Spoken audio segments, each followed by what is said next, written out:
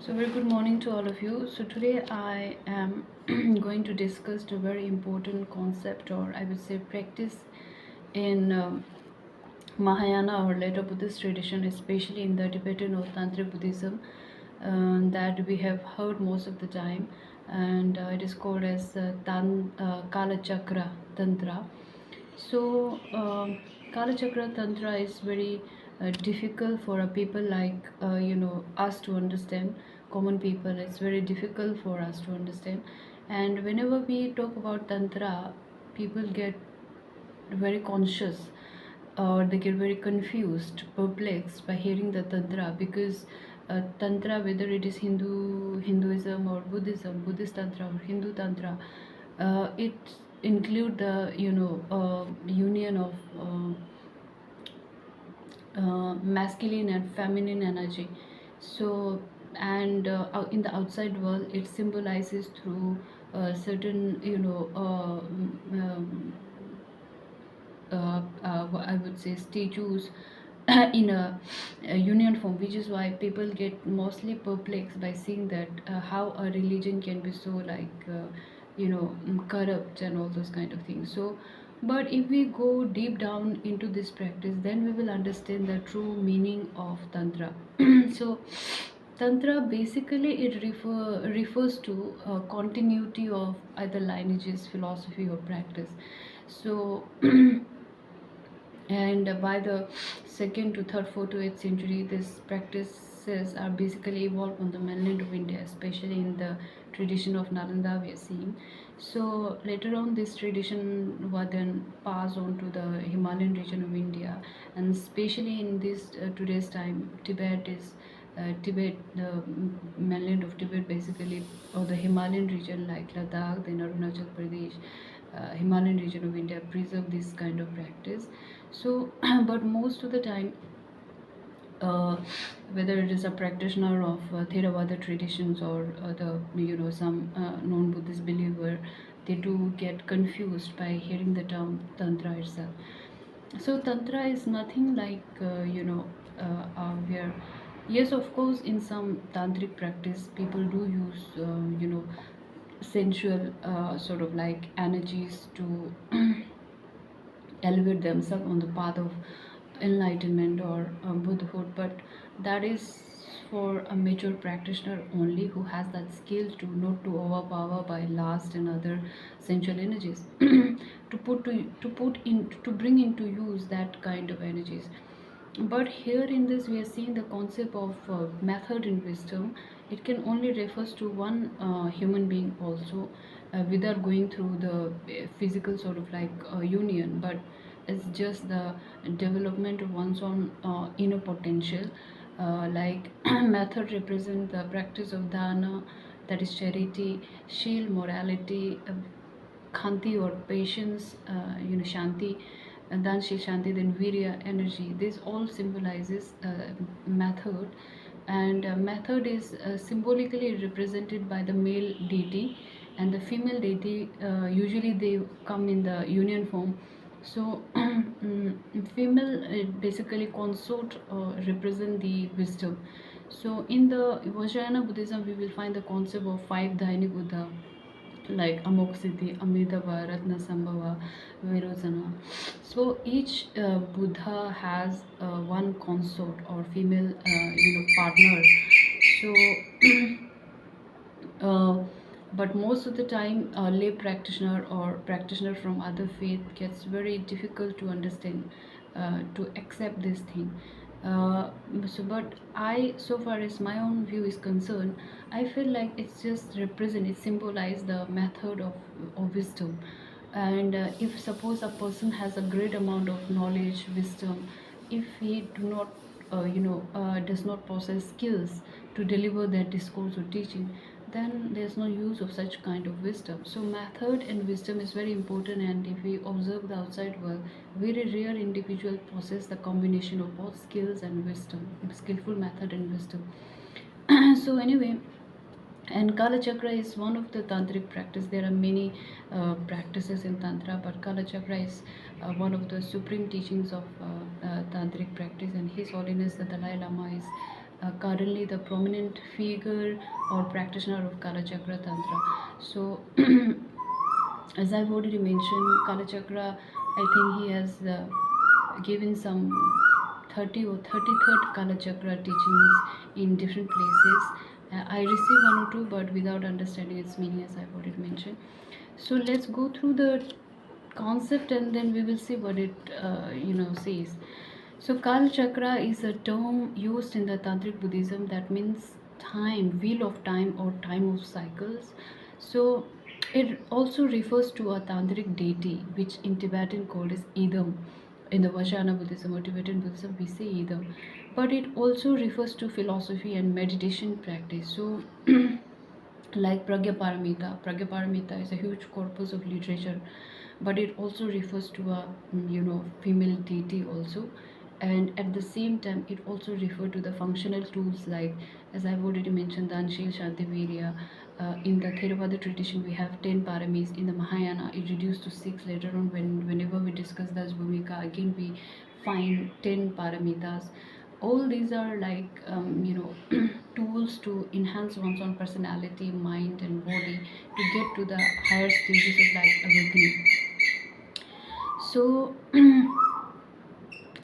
similarly, here also the Kala Chakra refers to three things. One is the practice, other one is deity, and then comes the meditation practices. And basically, the Kala Chakra Tantra refers to wheel of life, time. There's a bird outside. It's so beautiful.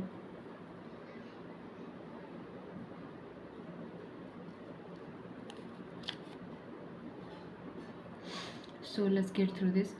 So Kal Chakra Tantra is it's from the term, it is very clear that it refers to time, the wheel of time. Kal means time and chakra means wheel of time. Maybe in the ancient time, people used to measure time through, it's a way of practice or method for them to measure the time of the cosmos, of the universe, and also the biological time that we see inside our body and mind.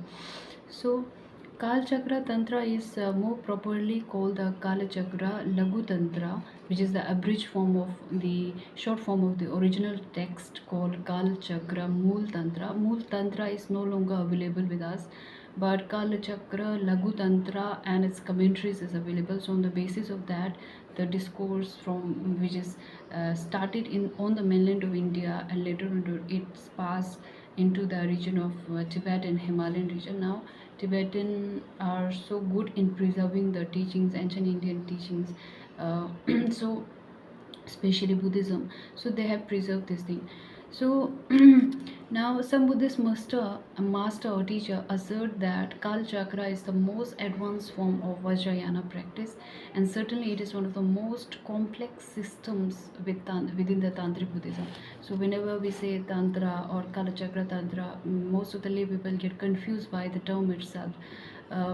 We find it's very esoteric, it's just out of the world, that mostly lay people, it's not their choice.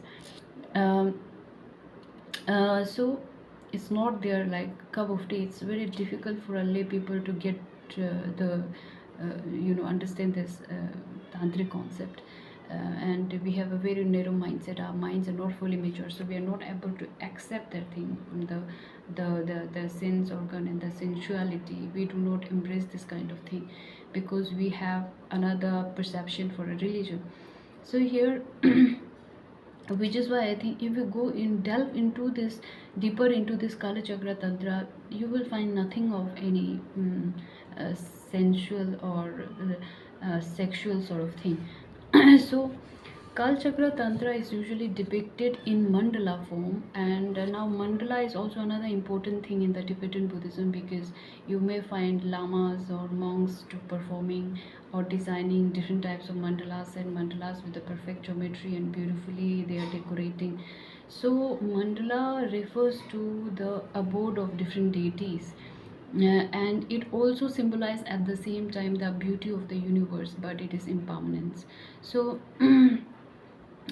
suppose if I worship Suppose there is a ritual going on, and that ritual is specifically dedicated to a specific deity like Tara or Avalokiteshwar, or this like Pragyaparamita or Kalachakra, then that design should be different. And it's kind of like preparing a board for the deity to come and reside in this, on that mandala, as long as the puja or ritual is going on, so that blessing should be later on distributed towards the other, sentient being.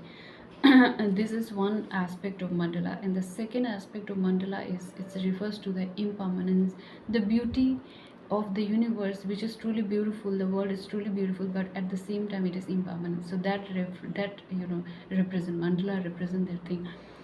So now in the Kalachakra Tantra also, we are also seeing monks doing mandala thing, creating mandalas with perfect geometry. But the, all this element refers to the outer Kala Chakra. Outer Kala Chakra refers to the universe, the physical world, and the inner Kala Chakra represent to the inner world, like body and mind. And then comes practice, initiation, generation, etc. So Kala Chakra, as I have already mentioned, it's also represent a deity. It's also represent a meditation practice. It's also represent a philosophy. So Kalachakra deity can be represented in several forms, and the simplest one is Kalachakra with one face and two arms. So other can also include his consort, like I've already given you the concept of five Dhyani Buddha. So that Buddha, you will find at the crown of Maitri Buddha. So with their own specific consort. Consort means their spiritual partner. Now here we can find this Kalachakra deity with his consort Vishwamata. So it's a all Sanskrit name. Whether we talk about Tara, Avalokiteshwar, Manjushri, these are all born in the mainland of India. Later on it passed into the Tibetan or the northern Himalayan region. And it's time, throughout this long period of time, it's so evolved. We can find the geographical influence, cultural influence. So we think that it's originated from Tibet or somewhere other part of Himalaya, but it's not like that. It's evolved on the mainland of India, then it was later on distributed, spread to other tradition, other regions, I mean to say. So now, but most commonly used one is the full-fledged deity with the four faces, 24 arms and two legs, embracing Vishwamita. So Vishwamata is the female consort of this Kalachakra deity with the four face and 24 arms. Each represents some specific aspect. And as mentioned, I've already mentioned, the male deity represent the method, and the bodhichat and the consort represent the wisdom. Wisdom means the wisdom of emptiness or shunyata that we say.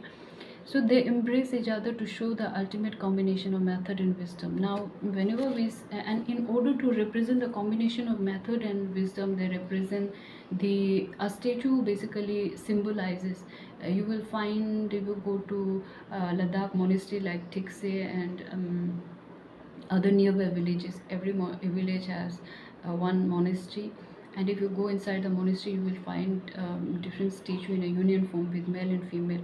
Now when people from other faith look at this sort of thing, they get really confused whether it is Buddhism or not, what sort of practice is, what sort of religion is this. But it symbolizes the combination of method and skills and method. So not necessarily here the actual union is going on, but it's a way of representation. But but yeah, later on, maybe people misuse this term, and that is why Tantra, teachings of Buddhism also loses its significance on the mainland of India, for that one reason also, because people are not able to understand the depth of this practice. They just went by the outward appearance. Though this union thing is shouldn't be, it's the not pure form of teachings of Buddha. But if you go deep down, then you will find that they're just, it's a method of representation only.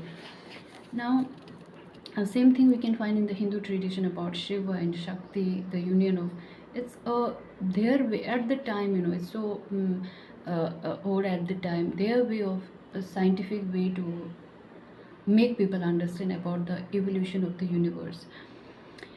And now, in the Kalachakra context, it refers to the body of empty form and immutable place, and Vishwamitra symbolize the wrathful aspect of Kalachakra. Now, there are, as I've already mentioned, they have 4 faces, 24 shoulders or arms, each represents some important thing. So, six collarbone, okay, six collarbone, one, two, one, two, three, four, five, six. Now there are 4 faces, so there are 6 collarbone, which refers to the 6 different season, like spring, hot season, summer, then monsoon, then harvest, then early winter, and then late winter. These are the, as well as the 6 period of days and nights. So like today we have a 4 season and all those things. At the time, this collarbone of this specific deity represent the 6 separate season. And likewise, 12 shoulders. Now there are 24 arms, 4 faces, so 12 shoulders basically represent the 2 times 6 cycles of breathing. And the 24 arms refers to 12 black and 12 white faces of the year. And they do this thing by seeing the different phases of moon, like 12 waxing moon and 12 waning phases of moon. And analogous to 360 days of the year, we have today we accept 365 days in a 1 year. So here it is mentioned that 360 day of year and 360 periods of day, which contain 60 draw of breath. And the Kala Chakra has 360 bones and joints. It represent a deity. So that deity basically represent different seasons. The collarbone represent different seasons, shoulders represent different cycle of breath, and the arms represent different phases of the year, with the waxing and the waning of the moon. And 360 days of the year also represent by different joint, 360 bones and joints, like that. So even the color of each fingers have different meaning, like the yellow color of the outside of the thumb refers to the earth element, and the white index finger refer to water, and the red middle finger refer to fire, and the black refers to the ring fingers, it's refer to the air, and the pink little one refers to the space. So the color of the inside of the joint also refers to the trinity of mind, speech, and body.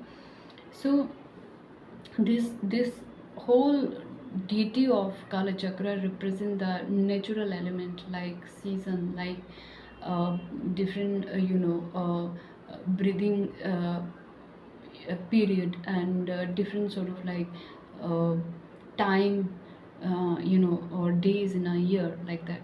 So the main deity stand on Mara and Rudra to symbolize his victory over delusion. Now Mara, concept of Mara, that we already know, when Buddha was doing his meditation at Bodh Gaya, his own delusion, ignorance, uh, took a shape of human to disrupt him. It's nothing like outside any kind of like element. It's his own delusion came in the form of a human figure to distract him from his meditation. So that is called as Mara. And Rudra is basically refers to a Mahadev or Shiva. So here uh, Kala Chakra also stands his victory over Mara and Rudra. Now Rudra in Buddhism, whenever we discuss Shiva in Buddhism also, Buddhists also do worship Shiva, but there's a little bit difference here, because in Hindu tradition Shiva is god of god. It's so supreme. It's even I think beyond Brahma. Shiv is the one. Shiv and Parvati, goddess Parvati is the one. They're balancing that element. It's they have given a very profound place, and it's so sacred for them. But here in the Buddhist tradition, we considered Rudra as not fully enlightened being. So I don't know how they have evolved. Maybe while writing the text, due to some clash also between this tradition and that tradition, it may happen along the way. But here the Kala Chakra represent victory of over Mara and Rudra. So now some people of other tradition, they do not believe, they do not agree with this point, but I'm not here to agree or disagree because it's just happened long ago. I'm just trying to make people understand the concept of Kalachakra only. That's my intention. Because I do worship Shiva also, but let's see what is written over here. So now here the aspect of Mara can be divided into inner delusion, I already told you, and death, and outer Mara, that is desire and karma. So Mara is holding five flower, and each flower represents certain thing like happiness, then desire to have again, and then confusion, then emaciation and killing. Now in the second right hand he hold a hook. So now hook, just like Kalachakra, Deity is also holding in the first hand a bow and second hand hold a lasso. Lasso is like a thread which through which we bind cattle, isn't it? That is called as lasso. So Rati is the goddess of Mara and symbolizes the female organ of sexual desire, and she's trying to lift the Kalachakra foot to put less weight on her console. So if we observe carefully the statue of Kal Chakra, we will get to understand the the elaboration that have been given here. So uh, and Rudra here is called Ishwar, as I've already told you, Mahadev, Devokadev, Shiva. Rudra literal meaning is dreadful or terrible one, and Uma, the consort of Rudra in Tibetan, is known as Parvati, Lord Shiva's wife. It has Durga, Kali, Ishwar, and we also called it Padal Namu. So it's a consort of Shiva. So and I have told you that I've already mentioned that it is a significant position in the Hindu tradition, and it's just even beyond, I think, Vedic civilization also. The Shiva concept of Shiva was there even during the time of Harappa civilization or even beyond. So Shiv hold a very prominent position in the Hindu tradition, but here it represents that the victory over Mara and Rudra. So the deity of this Kala Chakra stand on the center of lotus, which represent the other thing like renunciation. Now on top of the lotus are the four discs. White moon disc represent bodhicit, red represent realization of emptiness, Rahu black represent bliss, and yellow represent the empty form of body. So now Kalachakra tradition revolve around the concept of time, as I've already mentioned, in the cycle, from the cycles of planet to the cycle of human breathing.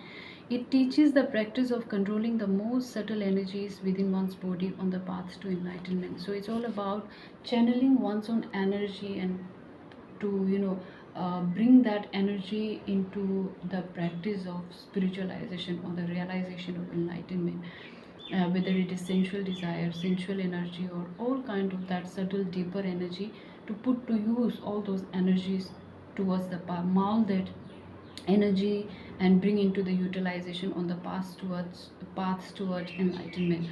So Kala Chakra deity represent a Buddha and thus omniscience. Since Kala Chakra is time and everything is under the influence of time, he knows all. So Kala Chakra Tantra is divided into 5 stages. The first two of which are considered as ground Kala Chakra. The first chapter deal with what is called outer Kala Chakra, and outer Kala Chakra, as I've already mentioned, is represent the outer physical world, particularly the calculation system of the birth and death of the universe, the solar systems, the working of different elements like earth, water, fire. So that represent by the outer Kala Chakra. Now inner Kala Chakra represent to the inner human body and mind, human's gestation periods, birth, and the human physical and mental experience like that. And human experience is also described by in the 4 stage, like while walking, dreaming, sleeping, and while having sensual desire. We do experience certain amount of thing, so that human experience is also considered here. And all those experience, mature practitioner, you know mold all those human experience into spiritual practice. That is what I think it says here. So and at the time maybe there's no proper concept of time, or even if they have time, it's their way of classifying outer physical world and inner inside world. The time, the solar systems that we have seen today, we have a proper scientific explanation of solar system, but back in time it's their way of telling people that there's not only planet earth, but even beyond planet earth there are other solar system on this universe, and their time is different. And also if we focus on the body inside, especially the female body, as mentioned by His Holiness the Dalai Lama, there's a proper biological clock going on. So that represent, and to how to make use of all those different or subtle energies to bring into the utilization for the practice and benefits of enlightenment. So Kal Chakra represent all this thing. And the last three stage describe the alternative Kala Chakra, which represent the path and fruition. So path and fruition or path and result is a practice or the teachings which we call lamdi and lamdas, or these teachings practice can be found in all the four schools of Tibetan Buddhism like Nyingma, Saskia, Kagyu, Vedic, although they have their own specific practice. But the core teaching lies on the Four Noble Truth and Eightfold Path, but they have their own specific lineage practice, tantric practice according to different lineage holders. So and the fourth stage explain the and the third stage explain the preparation for the meditational ground, and the fourth stage explain the actual meditation practice of six yoga of Naropa is very famous, and the fifth and the final stage describe the different stages of enlightenment and different results along the way. So whether we see Thervat, Mahayana, Vajrayana, I see as a one single tree, starting from the root to the branch, and then further branches. But the problem here is that each tradition claiming that they're a complete full-fledged tree, but I see the whole aspect of Buddhism as one single tree.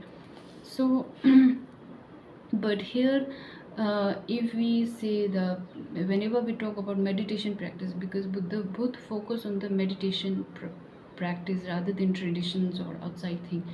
So whenever we discuss meditation, there is not much change, not much variation in this tradition. So the practice of samadhi and vipassana meditation is sprung in Theravada, in Mahayana, in Vajrayana, and later sub branches also. So that thing is clearly following same in all the tradition, but yes, of course the outside appearance is something else, which may be because of geographical condition, climatic condition, cultural, and the many sort of like influences, which is why we are seeing different sort of like shape that we are seeing today in the field of Buddhism, of teachings of Buddhism. So Kalachakra initiation empower the disciple to practice the Kalachakra Tantra in the process of attaining Buddhahood. The main aim lies in attaining Buddhahood, but how we can attain it. And the quick method is what is known for Vajrayana, tradition is known for quick attaining of Buddhahood, shortcut route. But there is no such shortcut route if we go through this teaching. It's all about the practice. So no one can skip the basic sort of like practice like Danshil Shanti Virya, the practice of 10 paramita, the understanding of Four Noble Truth, Eightfold Path, proper understanding of then the 37 Bodhipaksha Dhamma in the Theravada, and also in the Mahayana tradition you will find this Bodhisattva Dhamma in the 7th or 8th stages of Das Bhumi. So we cannot skip the basic thing because elementaries are all very important. So if a child goes to school, we can't say that the first and the primary and the secondary thing is secondary or elementary phase of that particular school is unnecessary or less importance. It is actually very important. The fundamental of basic is more important. So Theravada is no less in comparison to Mahayana tradition. It's very important because it holds the basic substance. Whether we say Shunyata or whether we say Paramita, it has its root in the Pali tradition or Theravada tradition. But later on, it was more developed in the or systematized in the Mahayana or other sub branches of tradition. So that is why we must have to have that broader sense of outlook whenever we discuss Buddhism or any aspect of the religion culture of any country or nation. So now there's another narrative associated with this Kalachakra, and it says, according to Kalachakra Tantra, King Suchandra, that in Tibetan is translated as Dawa Sangbo, of King Shambhala. Now Shambhala is a very controversial place, whether it is in actually is a actual place or is a mythological place, I don't know, but a lot of researches have been conducted on this particular place called Shambhala. So the Shambhala king Suchandra requested the Buddha to allow him to practice the dharma without renouncing the world, because king has a lot of responsibilities. He doesn't want to renounce that responsibilities and worldly enjoyment, but at the same time he wanted to initiate into the path of dharma. So he requests Buddha to give, if you have that kind of dharma, then the king would be interested to work on the path of dharma. So then Buddha gave this discourse of Kalachakra Tantra at the Dhanyakatak in a small town in Andhra Pradesh. And at the same time, Mahayanis believe that the Buddha turned the wheel of Dhamma twice in the Pragya Paramita Sutra, where he give the discourse of Pragya Paramita Sutra at the Gridkut mountain. So historically, we can find the evidences for only one turning of wheel, Dhammacakka Pavadna, that is at Sarnath, where Buddha gave discourse to the Panchvargya Bhikshu, or first 5 former disciples of Buddha.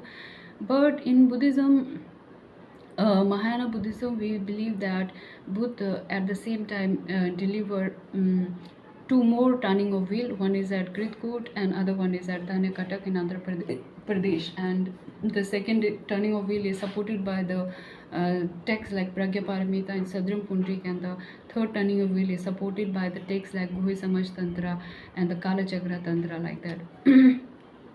And now, along with the King Suchandra, there are 96 minor kings and emissaries from Shambhala who also received the same teachings.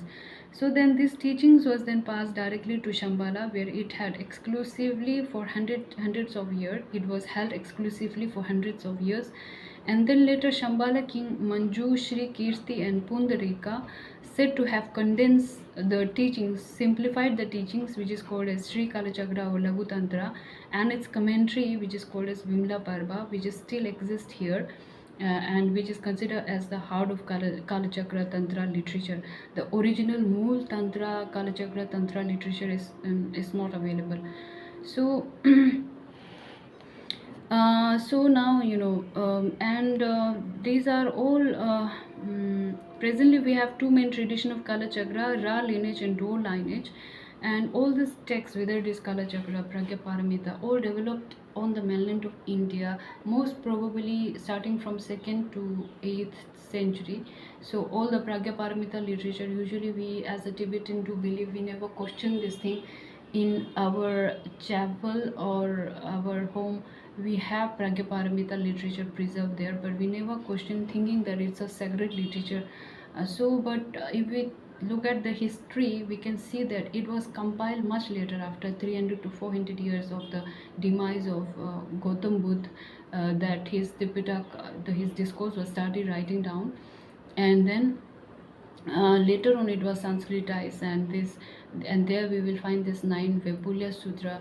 And the Pragya Paramita is, as I've already mentioned, is a huge corpus of literature written down in different phases and different time periods of Indian dynasties like Gupta, then comes Harshvardhan, then comes Pala. If you read the Pala history, Pala kingdom, you will find that during different kings of Pala, this literature was started, different phases of, you can find the different phases and the compilation of Pragya Paramita and other literature. So that teachings was then transferred to the Tibetan and the Himalayan region, and today we have preserved this thing. So it has its root in the India, but now it has become, since Tibetans and the Himalayan region have preserved it, so we think that it is ours, but it's important for all of us to understand the root or the origination of all this kind of teachings.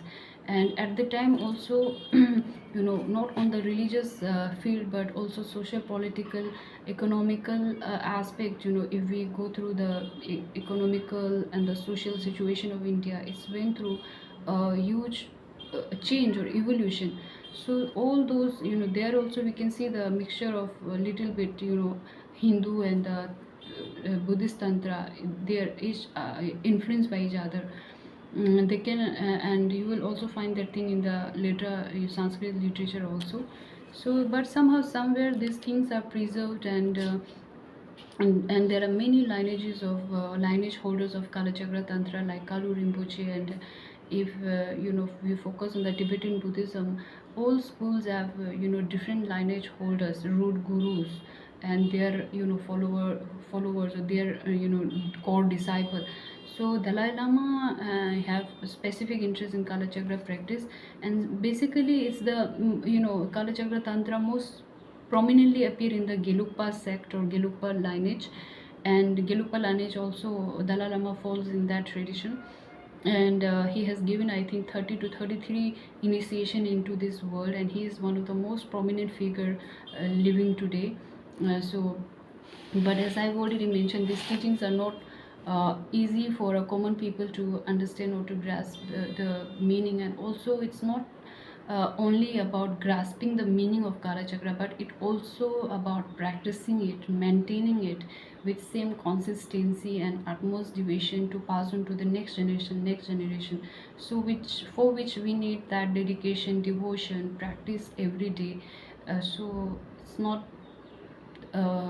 so that is why it's difficult for a common people to follow this kind of practice. But as a followers of Buddhism or Buddhist studies, we should understand what the concept is basically. So there's nothing sort of like sensual thing or this union sort of thing going on. It's just about time, the universe way of time, the outside time, the thing that are evolving on the physical world, and the thing that are evolving on the happening inside the body and the mind of a person. So it's all about enumerating and enlisting of different times and seasons and the solar systems and like that, so that is why it is called as Kalachakra or Kalachakra. It's representative both outward, outside world, and the inside world also. So maybe it's one method to understand the time.